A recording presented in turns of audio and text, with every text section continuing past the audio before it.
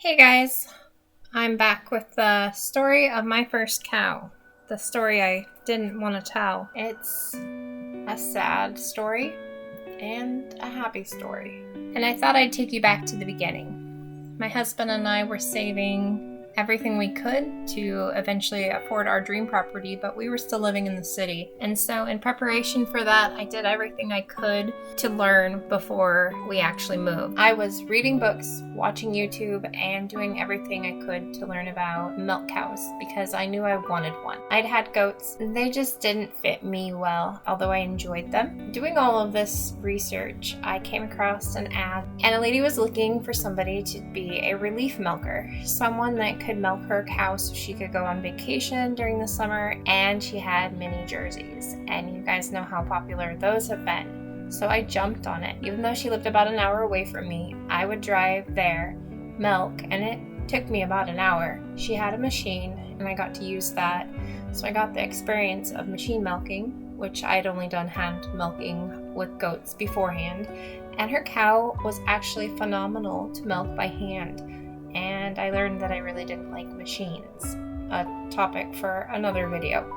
So I would spend about an hour milking, and then I would sit in the pasture with the cows and just hang out for, I don't know, half hour, maybe an hour, because it was my quiet time. I had littles at home, and my husband was kind enough to let me spend that day and hang out with the cows and have some time to listen to audiobooks or do some other creative solo or just have quiet time. So I'd noticed while sitting out in the pasture there was one little heifer that never came up to me, and she was pretty wild. She got pushed off the hay feeder by the bigger cows, some of which had horns and she didn't, so she was pretty low in the pecking order. She was skittish around the other cattle and she was skittish around me, so I never got to see her up close. And one day I asked the lady what the story was about that little heifer, because she had quite a few different jerseys, and I loved hearing her teach and mentor me on questions that I had about mini jerseys and milking and all of the things cow related. And she told me a story. She told me that she had bought her Okay, so intermission, I just figured out what I was doing wrong in the video editing software, and I just have to say this is why my videos take so long to get to you guys, is because I'm learning video editing, recording, narration, and a million other things at the same time. So for anyone who thinks YouTube or YouTubers have it easy, it's an easy job, anyone could do it, maybe, but it certainly isn't easy for me. So bear with me. I really appreciate you guys. And if I haven't said it, which I don't think I actually have said it to you guys, is thank you. Thank you for every single one of you. Right now there are 439 subscribers, and I appreciate every single one of you guys for watching. So when she sold her mom, she left a halter on her in the hopes of being able to catch her. But unfortunately, because of her setup and because she had so many cows, she wasn't able to catch her again.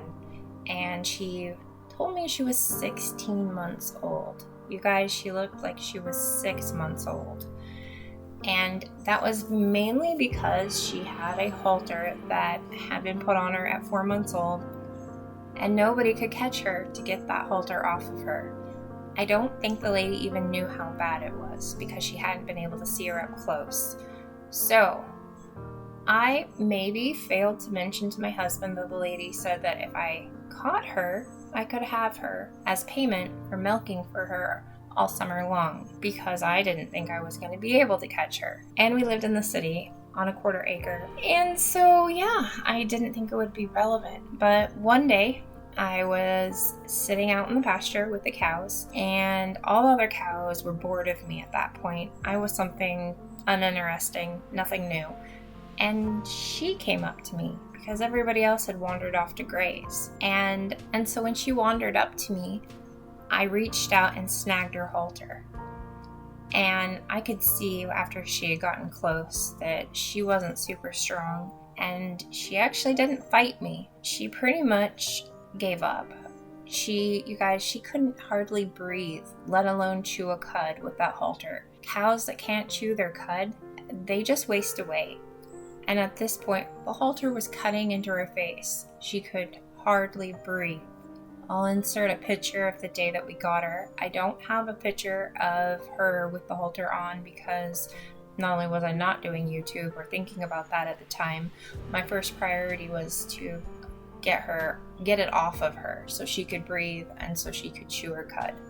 But back to I caught a cow, and now what do I do? Now that I had caught the cow, I had to figure out what to do. And I drove a Volkswagen Passat wagon. Thankfully, it was a wagon, station wagon shape. So, you know what goat people do when they need to move a goat? That's all I knew what to do. And she was tiny. So I stuffed her in the back of my station wagon, like I did my goats my whole life. And she fit. And she ended up being my first cow. Her name is Miss Moo. And she taught me everything I know about cows. And this video is in memory of her, to celebrate her life and her death, because we don't have her anymore. And I'm going to tell you why we made that decision and what exactly that meant.